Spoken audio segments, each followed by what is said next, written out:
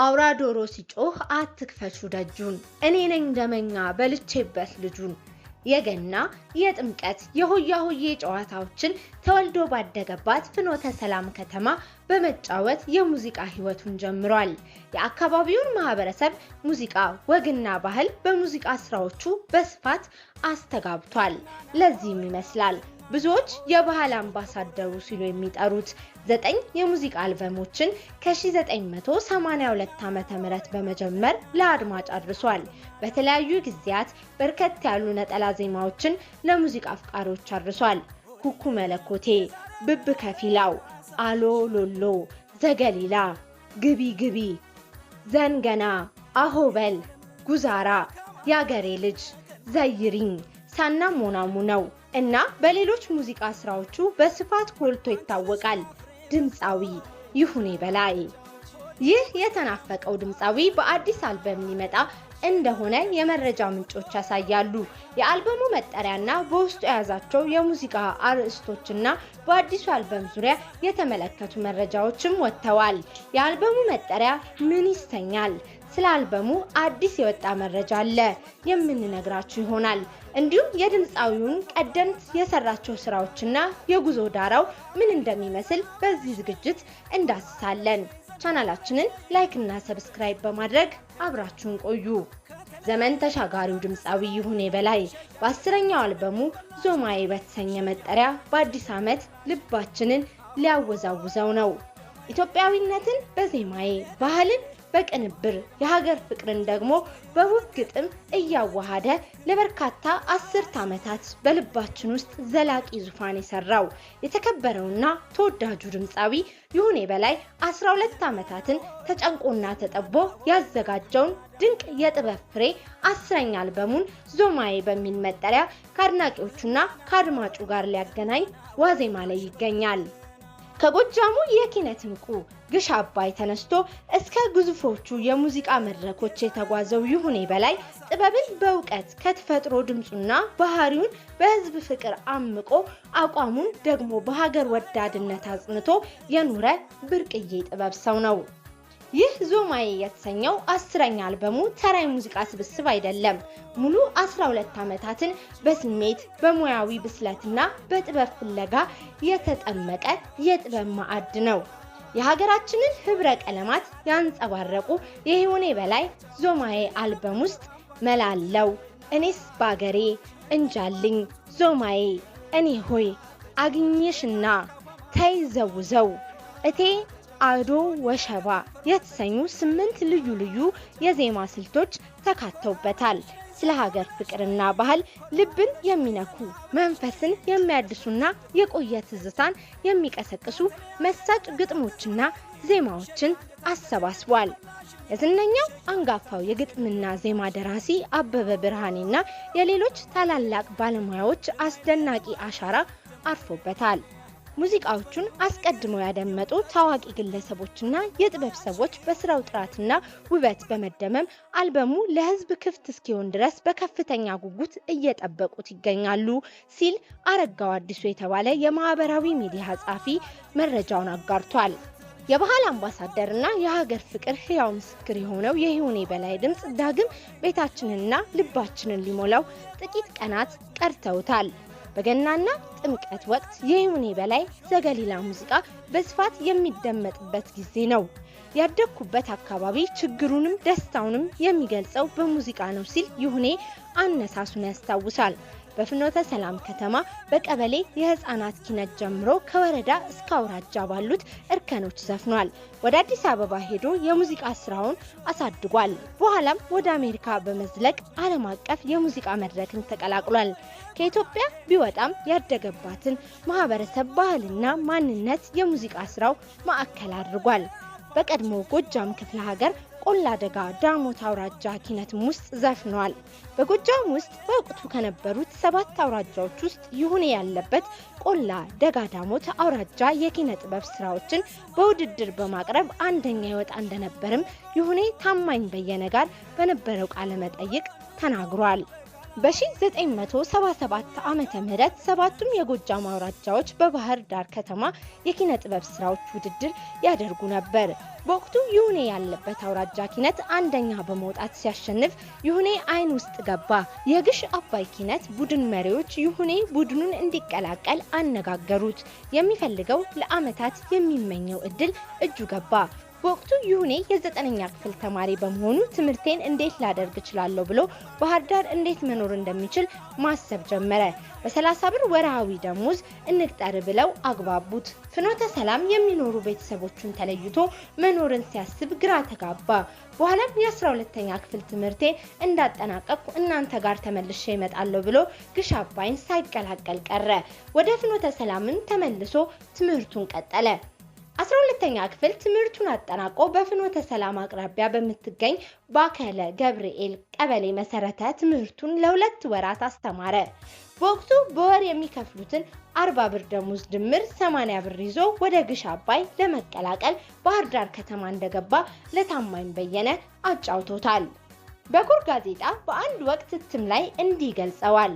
ይሁኔ የፍኖተ ሰላም ከተማ ዙሪያ ገጠር ቀበሌ ማህበረሰብ አኗኗርን ባህልና ወግን በማየት ነው ያደገው። የገጠር እናቶች ገበያ ሲወጡ ይመለከታል፣ በሚገባ ያስተውላል።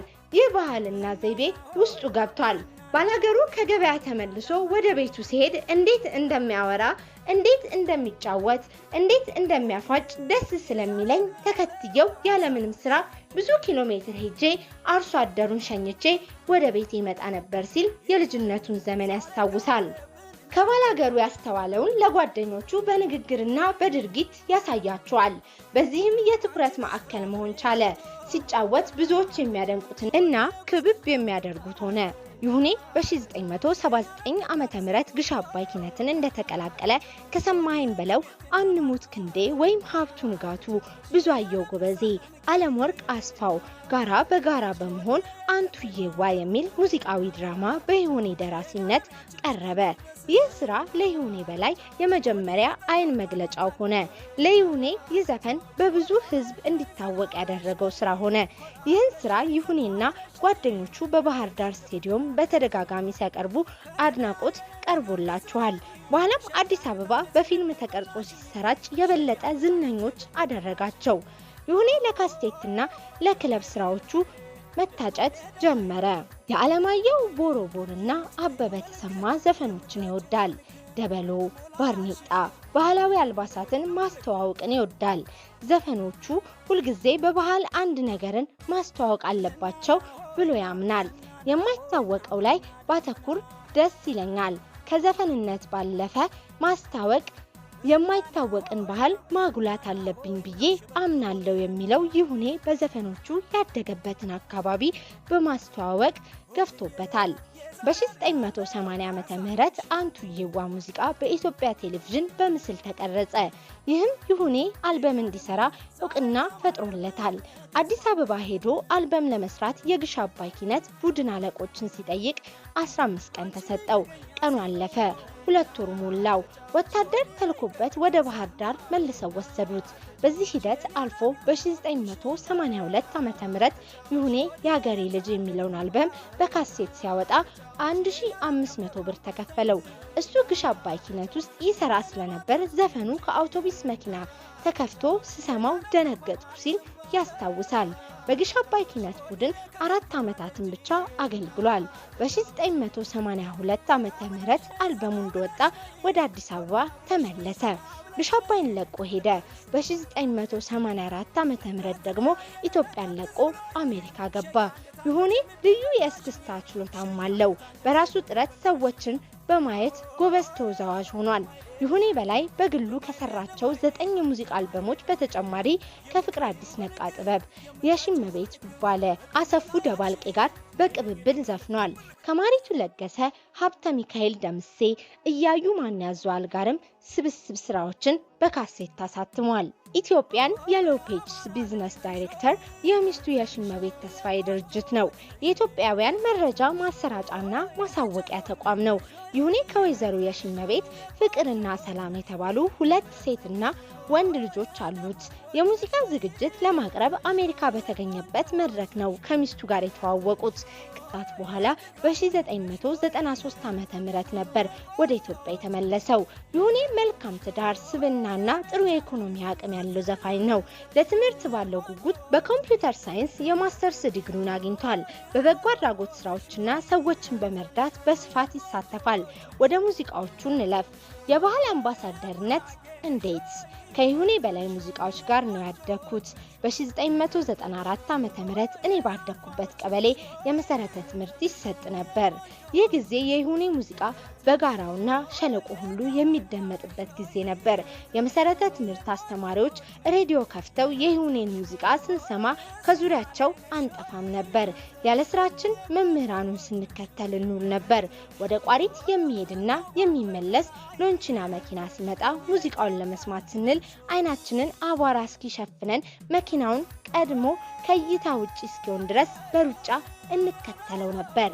በ1993 ዓመተ ምህረት የወጣው ብብ ከፊላው ሙዚቃ አልበም የልጅነቴ ትዝታዎች አሉበት። በ1995 ዓመተ ምህረት ጅጋ ከተማ ስገባ መስመርና ማደያዎች የሚቆሙ መኪኖች ሁሉ ይህንን አልበም በብዛት ይከፍቱት እንደነበር ትዝ ይለኛል። ይሁኔ የባህል አምባሳደር ነው ሲባል የሙዚቃዎቹን ጭብጥ፣ መልእክት፣ ግጥም፣ ዘይቤ፣ ቅኔ፣ ጭፈራ፣ ቃላት አጠቃቀምና ሌሎች ማሳያዎችን ማንሳት ይቻላል። የባህል አምባሳደርነት ማሳያ ሙዚቃዎችን በወፍ በረር እንቃኛቸው። አንዳንዶች ሙዚቃዎች ብቻቸውን የሚተነትኑት ለባህል ጥናትና ምርምር የሚውሉ ናቸው። በግልብ እይታ ብቻ ለማስታወስ ያህል አነሳሳቸዋለሁ። ራሱ ይሁኔም እንደሚለው ያደገበትን አካባቢ በማጥናት አዲስ ነገር ለማስተዋወቅ ጥረት አድርጓል። አይደፈሬ የማህበረሰብ ጉዳዮችን አንዳንድ ጊዜ በቅኔ ሌላ ጊዜ ደግሞ በይፋ ለመግለጽ ሞክሯል። የሀገሯ ሰማይ ሙዚቃ ግጥሞችን ለመግቢያነት እንመልከት። ለወፍም ለዶሮም ተወቹ ስጡን፣ አታውቅምና እሺ ማለቱን፣ አጓጉል ጨዋታ ለምዳ ፉክክር፣ መስኩ ላይ ባስጠሯት ሸሸች በቆንጥር። ግቢ ግቢ የሚለው አልበም የይሁኔ ሶስተኛ አልበም 1985 ዓመተ ምህረት ነበር ለህዝብ የደረሰው። አብሮ ማደጉን የሚለው ሙዚቃ ውስጥም የማህበረሰቡን የጋብቻ አረዳድ በፍቅር ሙዚቃ ውስጥ እናይበታለን። አብሮ አደጎች ብዙ ጊዜ አይጋቡም፣ የፍቅር ግንኙነት ጀምረዋል። ይሁኔ ፍቅር ጉዳ ፈላ በሚል የሚያነሳሳው የአብሮ አደጉ ፍቅር በርትቶበታል። እሷ ደግሞ ግድ የለም እህትና ወንድም እንሁን ስትል ትመክረዋለች። እሱ ደግሞ አይሆንም እንጋባ ነው የሚላት። ስንዴ ባገር ሞልቶ በጓያ ቆርቤ ያምሸከሽከኛል አልሄድ እንደልቤ። ስንዴና ጓያ አንዳች ተምሳሌታዊ ትርጉም አላቸው። ስንዴ ለቁርባን የሚያገለግል የተባረከ ሰብል ነው፣ ለቅዱስ ተግባርም ይውላል። ጓያ የወጥ እህል ነው። ገለባው ላይ ሰዎች ከተኙበት ይሰብራል፣ ሽባ ያደርጋል ተብሎ ይታመናል። ምርጫ ማጣት ካልሆነ በቀር ጓያ ለወጥ አይመረጥም። አተር፣ ሽምብራና ባቄላ ይቀድማሉ። ስንዴ ነጭ ነው፣ ጓያ ደግሞ ጥቁር። ምናልባት የሁለቱን ፍቅር ስንመለከት በነጭ ስንዴ መወከሉ ለተቀደሰ ዓላማ መዋሉ በወግና ስርዓት የሚመራውን ማህበረሰብ ወክሎ ቀርቦ ሊሆን ይችላል። ስንዴ በይፋ ለቅዱስ ቁርባን ይውላል። ፍቅርም በይፋ ካልሆነ በቀር በድብቅ ወንጀል ነው። እንደ ዘመኑ ተፋቅሮ መጋባት አልነበረም። የጓያውን ስንመለከት የተከለከለ ነገርን እናይበታለን። ጥቁር ድብቅ ነገርን ያሳያል። አብሮ አደግን ማፍቀር ተፈጥሯዊ ቢሆንም በማህበረሰብ እሴት ግን እህትና ወንድምነት እንዲጠነክር ነው የሚፈለገው። የሩቅ ሀገር ሰው ዘርና ወገን ጠይቆ አፈላልጎ እንዲያገባ ነው የሚደረገው። ይሁን የገጠመው እንደ እህት ማየት የነበረበትን ልጅ አፍቅሮ ባህልና እሴትን ጥሶ መሰናከል ነው። ያምሸከሽከኛል ሲል የድብቅ ፍቅር የበለጠ የበረታበት መሆኑን የሚያውቁ ሰዎች አፍ ውስጥ መግባቱን ለመቋቋም ጉልበት ማጣቱን ያሳያል። ወዳጅ አሉሽ እንጂ ለብቸኝነቴ የእህት ፍቅርንማ መቻጣው ከቤቴ ቢላትም እሺ ልትለውና ሚስቱ ልትሆን አልቻለችም። አብሮ አደግን ማግባት በማህበረሰቡ የተፈቀደ ባለመሆኑ ቤተሰቦቿ ንቀውታል። ሊያገባት ቢፈልግም እንኳን አልፈቀዱም። የዘፈኑን ግጥም እየሰማን ስንቀጥል ሁለቱ ጥንዶች ለካነስ ከመፋቀር ያለፈ አካላዊ ንክኪን ፈጽመዋል። ዘመድ አዝማዶችሽ ካልዳሩሽ ደግሰው በጓሮ እንደጀመርን በጓሮን ጨርሰው ብሎ ይሁኔ ሚስጥርን ያወጣል። አሎ አሎ አልበም የአልበሙን መጠሪያ ሙዚቃ ጨምሮ ሌሎች ባህል ቀመስ ዘፈኖች ቀርበውበታል። ቅበጭልኝ ሙዚቃ የአብሮ አደግን ፍቅር በማነሳሳት በባለ ሀገሩ አካባቢ ያሉ ባህሎችን ያነሳሳል። የስንዴን ኩቶ በመብላት የገጠር ልጆችን ትዝታ፣ የጎረቤት ልጅን ፍቅር ያነሳል። ይህንን ዘመናት የተሻገረ ስኬታማ የሙዚቃና የማህበረሰብ አገልግሎት አሻራውን ከግምት ውስጥ በማስገባትም ባህር ዳር ዩኒቨርሲቲ በ2017 ዓመተ ምህረት ለኢትዮጵያ ባህል ሙዚቃ ላበረከተው የጎላ አስተዋጽኦ የእድሜ ዘመን አበርክቶ ወይም ላይፍ ታይም አቺቭመንት አዋርድ እውቅና ሽልማት አበርክቶለታል። አሁንስ ምን አይነት አልበም ይዞልን ይመጣ ይሆን የሚለው በርካቶቻችንን አጓግቷል። ስለ ድምፃዊ ይሁኔ በላይ ሐሳብና አስተያየታችሁን አጋሩን። ሰናይ ጊዜን ተመኘን።